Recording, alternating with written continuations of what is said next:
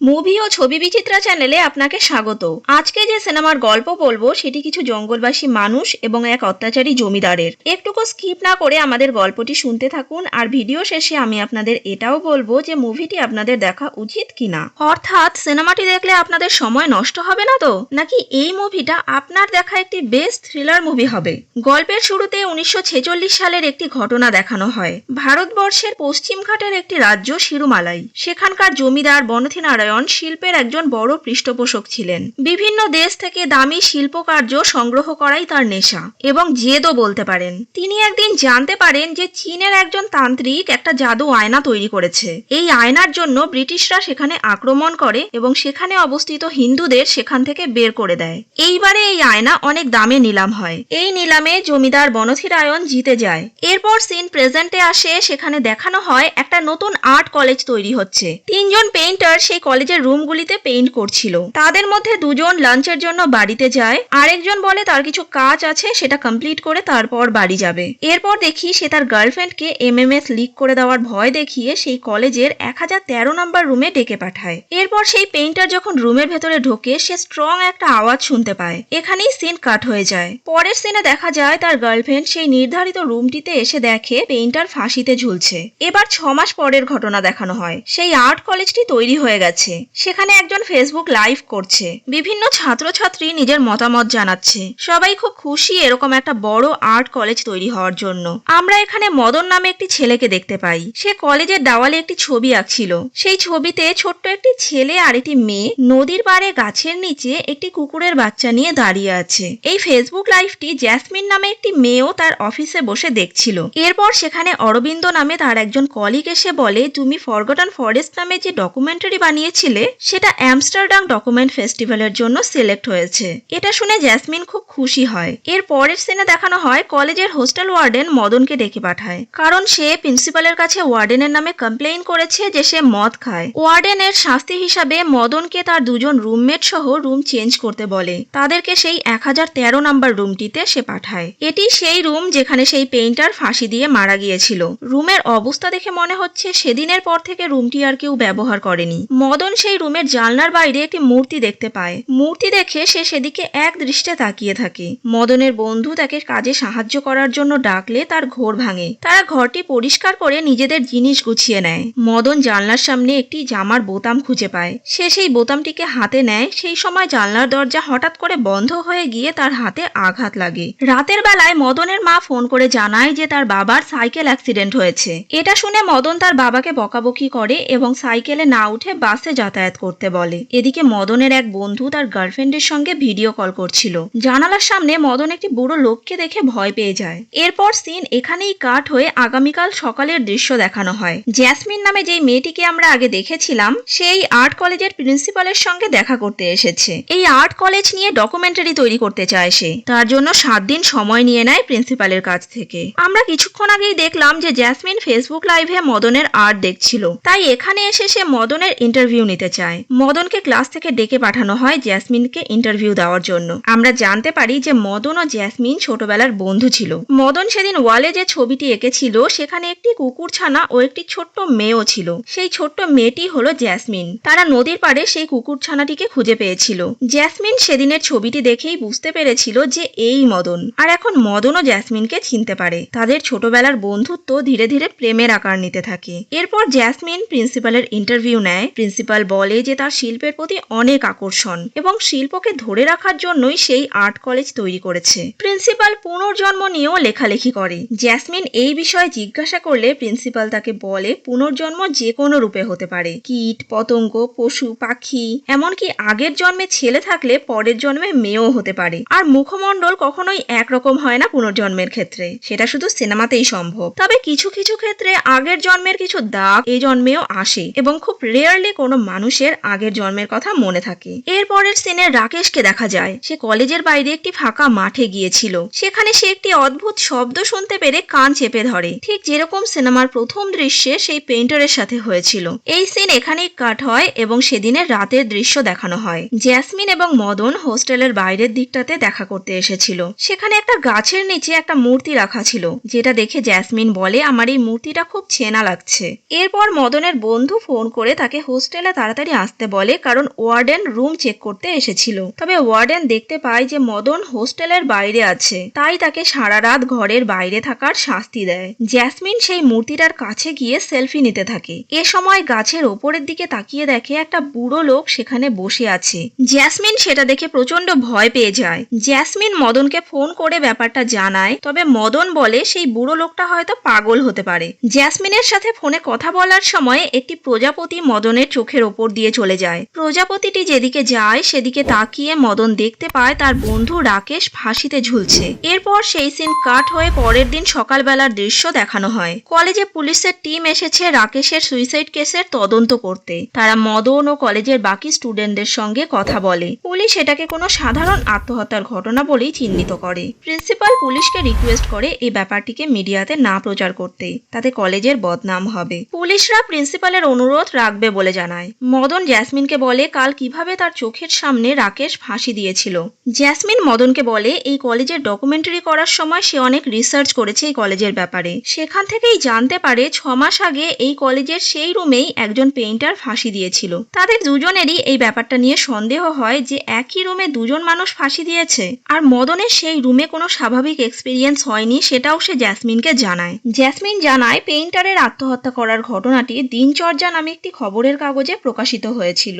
এরপর মদন ওয়ার্ডেনের কাছে গিয়ে বলে সেই রুমটিতে কোনো প্রবলেম আছে, তারা এই রুমটিতে থাকতে চায় না, কারণ এর আগেও একজন পেইন্টার সেখানে ফাঁসি দিয়ে মারা গিয়েছিল। ওয়ার্ডেন মদনের কোনো কথা শুনতে চায় না এবং কলেজ ক্যাম্পাসের মধ্যেই তাকে একটি থাপ্পড় মারে। এই ঘটনাটিতে মদন ওয়ার্ডেনের ওপর ভীষণ রেগে যায় এবং সেই ঘরের দরজায় নো এন্ট্রি পোস্টার লাগিয়ে দেয়। আর জ্যাসমিনকে সাথে নিয়ে মদন দিনচর্যা খবরের কাগজের অফিসে যায়, কিন্তু সেখানে গিয়ে জানতে পারে সেই খবরের কাগজ 6 মাস আগেই বন্ধ হয়ে গেছে আর সেই জায়গায় পাবলিক লাইব্রেরি তৈরি করা হয়েছে। জ্যাসমিন তার ইউটিউব চ্যানেলের কার্ড দেখিয়ে বলে 6 মাস আগে দিনচর্যা খবরের কাগজে একটি পেইন্টারের আত্মহত্যা নিয়ে যে খবর ছাপানো হয়েছিল সেই ব্যাপারে তার তথ্য প্রয়োজন। সেই লাইব্রেরিয়ান তাকে বলে ওপরের একটি ঘরে পুরনো কাগজপত্র রাখা আছে, সেখানে গিয়ে খুঁজলে হয়তো সে কোনো তথ্য পেলেও পেতে পারে। তারা ওপরের ঘরটিতে গিয়ে সেই খবরের কাগজটি খুঁজে পায় যেখানে পেইন্টারের মৃত্যুর খবর ছাপা হয়েছিল। সেখানে লেখা হয়েছে যে পলানি নামে একজন পেইন্টার ফাঁসি দিয়ে মারা গিয়েছিল, কিন্তু পুলিশ এই ব্যাপারে কোনো অ্যাকশন নেয়নি। আর সেই দিনের পর এই খবরের কাগজ ছাপা বন্ধ হয়ে গিয়েছিল। তারা সেই ব্যাপারে আরো কোনো তথ্য পাওয়ার জন্য বাকি কাগজগুলিও ঘাঁটতে থাকে। তারা একটি পুরনো বই খুঁজে পায় যেখানে একটি প্রজাপতির ছবি আছে। এই প্রজাপতির পাখনার ডিজাইন হুবহু সেই প্রজাপতির মতো যেটা মদন রাকেশের মৃত্যুর সময় দেখেছিল। তারা সেই বইটা নিচে নিয়ে এসে পড়তে শুরু করে। সেই বইটি পশ্চিমঘাট পর্বতের শিরুমালাই রাজ্যের জমিদার বনথি নারায়ণের বায়োগ্রাফি। সেই বইতে অনেকগুলি ছবি আছে, যেমন কারাম্বালি নামে একটি পুরুষের, মল্লি নামে একজন নারীর এবং পালিচে দেবী নামে একটি মূর্তির ছবি দেওয়া আছে। এই মূর্তির ছবিটা অবিকল সেই রকম যে মূর্তিটি তারা হোস্টেলের বাইরে একটি গাছের নিচে দেখেছিল।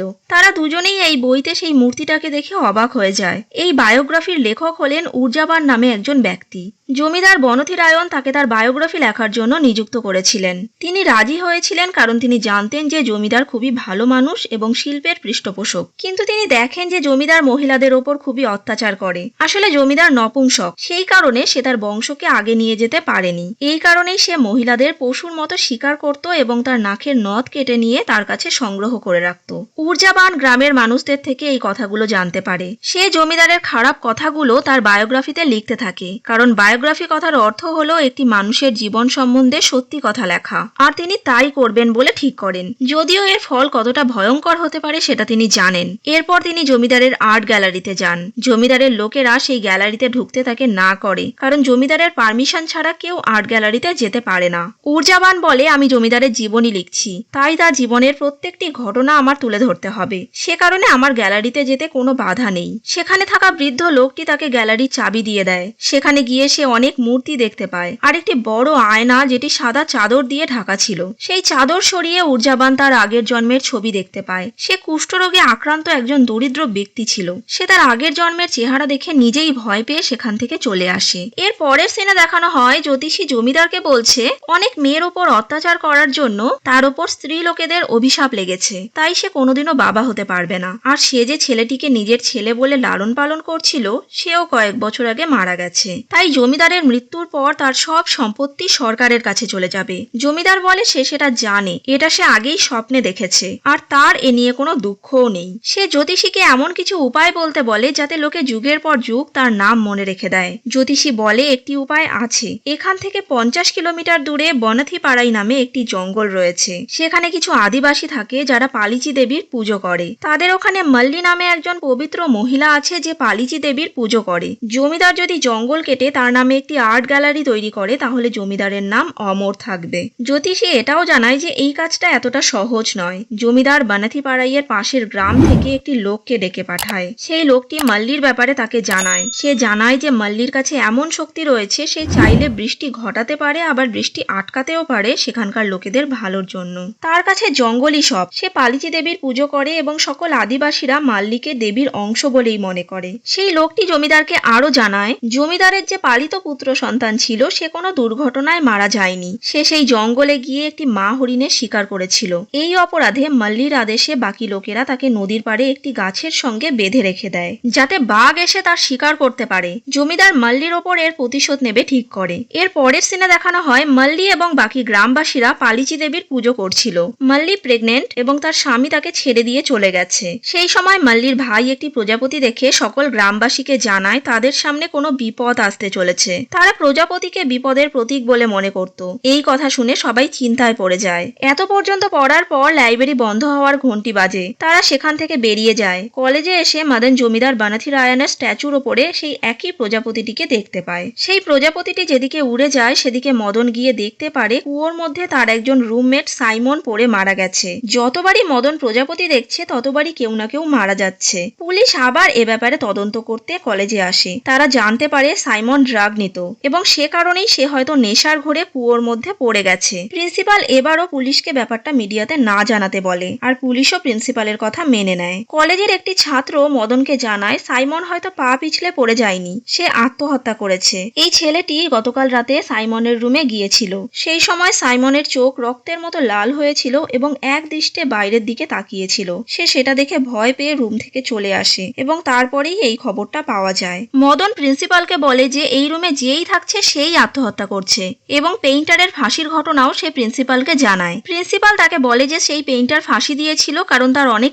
ঋণ হয়ে গিয়েছিল। মদন প্রিন্সিপালকে তাদের রুম চেঞ্জ করে দেওয়ার জন্য অনুরোধ করে কারণ তারা এই রুমে একদম সেফ ফিল করছে না। প্রিন্সিপাল মদনের রুম চেঞ্জ করে দেওয়ার ব্যবস্থা করে দেয়। সেই বইতে প্রজাপতির ব্যাপারে যা লেখা হয়েছিল এবং গত কয়েকদিন ধরে মদনের প্রজাপতি দেখার পর যা দুর্ঘটনা ঘটছে সে ব্যাপারে সে বসে বসে ভাবছিল। পরের দিন সে এবং জ্যাসমিন বাকি গল্পটা পড়ার জন্য সেই লাইব্রেরিতে আবার যায়। মল্লির ভাই করমবালি প্রকৃতির সঙ্গে কথা বলতে পারত এবং আগামী দিনে কোনো বিপদ আসবে কিনা সেটাও বুঝতে পারত, কিন্তু এখানকার আদিবাসী লোকেরা তাকে পাগল ভাবত। তাকে বোঝার মতন ছিল শুধু তার বোন মল্লি। পরের দিন জমিদার সেই লোকটির সাথে মল্লিদের জঙ্গলে আসে। সে সেখানে একটি হরিণের বাচ্চাকে শিকার করার জন্য বন্দুক তোলে। মল্লি জমিদারকে গুলি করতে দেয় না।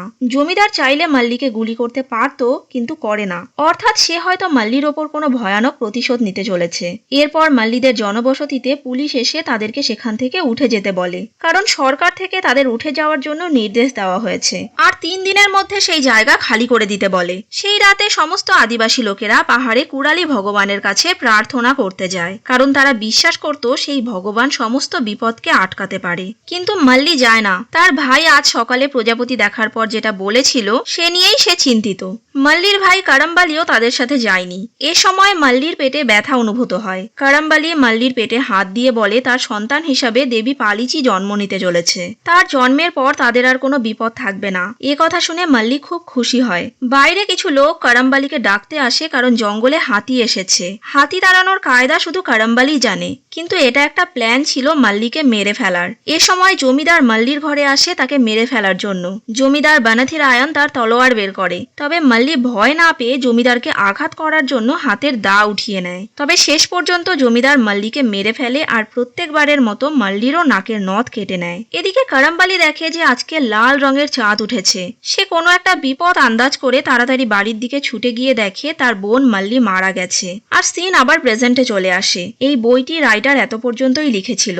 জ্যাসমিন সেই রাইটারের ঠিকানা খুঁজে বের করে। সেদিন রাতের বেলায় মদন যখন রুম নাম্বার 1013 পাশ দিয়ে যাচ্ছিল তখন সেই বন্ধ ঘরের ভেতর থেকে দরজায় ধাক্কা মারার আওয়াজ হয়, কিন্তু ঘর তো বাইরের দিক থেকে তালা দেওয়া। সেই রাতে ওয়ার্ডেন যখন রাউন্ড দিতে বের হয় তখন মদন সুযোগ বুঝে তার টেবিলের ড্রয়ার থেকে সেই রুমের চাবিটা নিয়ে রুমটি খোলে। মদন ঘরে ঢোকার সাথে সাথে দরজা নিজে থেকেই বন্ধ হয়ে যায় আর সে দেখে যে একজন ফাঁসিতে ঝুলছে। মদন সামনে গিয়ে দেখতে পায় সে নিজেই ফাঁসিতে ঝুলছে। এটা দেখে সে প্রচন্ড ভয় পেয়ে যায়। সে জানলা খুলে দেখতে পায় হোস্টেলের একটি ছেলে বাইরে ছিল। মদন তাকে চিৎকার করে দরজা খুলে দিতে বললে সে এসে দরজা খুলে দেয়। এই ঘটনার পর মদন ধাঁধাগ্রস্ত হয়ে যায় যে এসব কি হচ্ছে, কেনই বা হচ্ছে। পরের দিন জ্যাসমিন এবং মদন জমিদার বনথি রায়নের বায়োগ্রাফির রাইটার উর্জাবানের বাড়িতে যায়। সে এখন অতি বৃদ্ধ মানুষ। মদনরা যখন তার কাছে মাল্লির মৃত্যুর পরের ঘটনা জানতে চায় সে কিছু বলতে চায় না। তবে তাদের অনেক অনুরোধে সেই রাইটার তাদের পরের ঘটনা বলতে রাজি হয়। সে বলে মাল্লির মৃত্যুর পর তার ভাই জঙ্গল থেকে দূরে চলে যায় এবং প্রত্যেক পূর্ণিমাতে দেবী পালিচিকে প্রণাম করতে আসে এবং সে কোনো পূর্ণিমাতেই প্রণাম করতে আসতে ভুলে না। সেখানকার আদিবাসী লোকেরা মাল্লির সমাধির সামনে প্রার্থনা করত। তাদের বিশ্বাস ছিল মাল্লি মৃত্যুর পরও তাদের বাঁচাতে আসবে। কিন্তু এভাবে আর বেশি দিন চলে না। একদিন রাতে পুলিশ এসে তাদের ঘর পুড়িয়ে দেয়, সেই সব লোকেদের মারধর করে আর বলে যে সকালের মধ্যে জায়গা ফাঁকা না করলে প্রত্যেককে গুলি করে মেরে ফেলবে। আদিবাসীদের মধ্যে কিছু লোক তাদের পরিবার নিয়ে শহরে চলে যায় আর তাদের মধ্যে 5 জন সেখান থেকে যায় না। তারা সেই জঙ্গলেই নিজেদের গলা কেটে আত্মহত্যা করে। এরপর সেখানকার লোকেরা অজানা এক রোগে আক্রান্ত হচ্ছিল যার কোনো ওষুধ নেই। জমিদারও সেই রোগে আক্রান্ত হয়। জীবনের শেষ দিনগুলোতে সে সেই কলেজটিতে থাকতে চেয়েছিল যে কলেজটি সে তৈরি করছিল, কিন্তু তার সেই স্বপ্ন পূরণ হয় না। তার আগেই সে মারা যায়। রাইটার এই পর্যন্ত গল্পই মদন আর জ্যাসমিনকে বলে। এরপর তারা দুজন সেখান থেকে চলে আসে। জ্যাসমিন মদনকে বলে সে যেই বুড়ো লোকটিকে গাছের ওপরে দেখেছিল সেটি হয়তো করমবালি। সেই গাছের নিচেই পালিচি দেবীর মূর্তি রাখা আর সেদিন পূর্ণিমাও ছিল, তাই করমবালি হয়তো পালিচি দেবীকে প্রণাম করতে এসেছিল। এরপরের সিনে দেখানো হয় রাজেশ নামে একটি কলেজ স্টুডেন্ট মূর্তি বানাচ্ছিল। সে হঠাৎই সেই অদ্ভুত আওয়াজটি শুনতে পায় যেটা সবাই মৃত্যুর আগে শুনতে পাচ্ছিল এবং নিজের কান চেপে ধরে আর তারপরই সে একটি ছুরি উঠিয়ে নিজের গলা কেটে আত্মহত্যা করতে যায়। তবে মদন সঠিক সময়ে এসে তাকে বাঁচিয়ে নেয়, কিন্তু রাজেশ নামে সেই ছেলেটি কোমাতে চলে যায়। মদন প্রিন্সিপালকে জমিদার বনথি রায়নের জীবনীর ব্যাপারে এবং তার রাইটার উর্জাবান যে এখনো জীবিত আছে সেই ব্যাপারে জানায় এবং তার কাছে মদন আর জ্যাসমিন যে গিয়েছিল সেটাও সে প্রিন্সিপালকে জানায়। সে প্রিন্সিপালকে বলে যে সেই আদিবাসীদের আত্মহত্যা এবং আমাদের কলেজে হওয়া আত্মহত্যাগুলোর মধ্যে নিশ্চয়ই কোনো সম্বন্ধ আছে। এরপর দেখা যায় মদন করমবালির কাছে যায়। সে বৃদ্ধ করমবালিকে জিজ্ঞাসা করে যে হোস্টেলে সবাই আত্মহত্যা করছে কেন। করমবালি তাকে বলে যে সেখানে মাল্লির সমাধির সামনে আদিবাসী লোকেরা প্রার্থনা করত আর তোমরা সেখানে নোংরা কাজ করা শুরু করলে, সে কারণেই এত লোক মারা যাচ্ছে। যতদিন না পর্যন্ত মাল্লি পুনর্জন্ম নিয়ে জমিদারকে না মারছে ততদিন পর্যন্ত এখানকার লোক মরতেই থাকবে।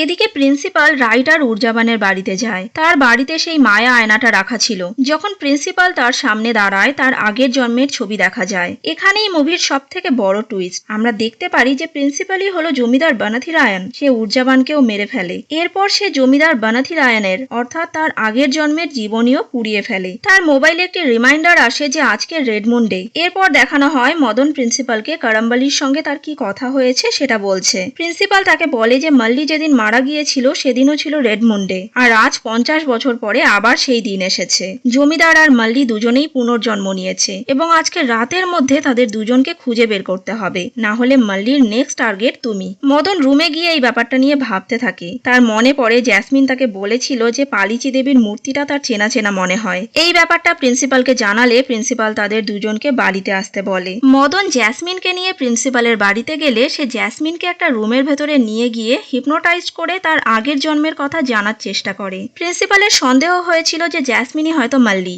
আর এই জন্মেও সে মাল্লিকে মেরে ফেলতে চায়। তবে জ্যাসমিন কিছু বলতে পারে না এবং সে অজ্ঞান হয়ে যায়। এরপর সেই প্রজাপতিটা আবার মদনের সামনে আসে। সেটা সেই রুমের দিকে যায় যেখানে প্রিন্সিপাল ও জ্যাসমিন ছিল। মদনের মনে হয় জ্যাসমিনের কোনো বিপদ হতে পারে, তাই সে সমানে দরজা ধাক্কা দিয়ে প্রিন্সিপালকে দরজা খুলতে বলে, কিন্তু প্রিন্সিপাল দরজা খোলে না। প্রজাপতিটি ওপরের ঘরের দিকে যায়। মদন তার পিছু পিছু গিয়ে দেখতে পারে সেখানে একটা বড় আর্ট গ্যালারি রয়েছে। এটি জমিদার বনথি রায়নের আর্ট গ্যালারি। মদন সাদা কাপড় দিয়ে ঢাকা সেই মায়া আয়নাটিকে দেখতে পায়। যখন সে কাপড়টি সরায় সে তার আগের জন্মের ছবি দেখতে পায়। আমরা দেখতে পাই আয়নার ভেতরে মাল্লির প্রতিচ্ছবি আছে, অর্থাৎ মদনই হলো আগের জন্মের মাল্লি। কি অবাক লাগছে তাই না? আমরা এই সিনেমায় আগেই শুনেছিলাম যে পুনর্জন্ম যে কোনো রূপে হতে পারে, আগের জন্মের নারী এ জন্মে পুরুষও হতে পারে। আয়নায় যখন মল্লির প্রতিবিম্ব দেখা যাচ্ছিল সেই সময় জমিদার বানাথিরায়ণ বাইরে এসে মদনকে না দেখতে পেয়ে ওপরে আর্ট গ্যালারিতে আসে, আর সে তার আগের জন্মের তরবারি উঠিয়ে নেয় যেটা দিয়ে সে মল্লিকে মেরেছিল।